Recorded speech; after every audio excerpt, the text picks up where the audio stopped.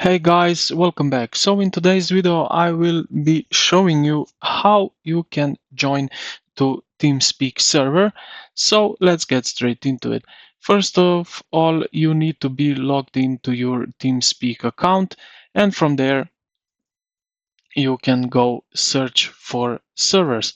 So as you can see here on the main screen already, we have popular servers, so we can join in one of them.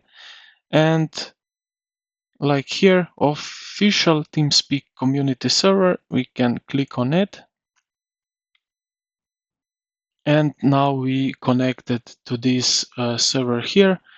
Here we have some gaming area, public area, entrance area, and admin islands. So this is one way. Now we are in this server now. We can also make our own server, so TeamSpeak community. It will open up something like this. So here we can add new community, but we will have some payment every month. So yeah, this is how you can create also your own server.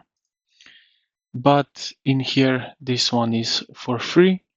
So I hope this video helped you out. If you did, consider to like and subscribe to the channel. Thank you for watching, and I will see you in the next one.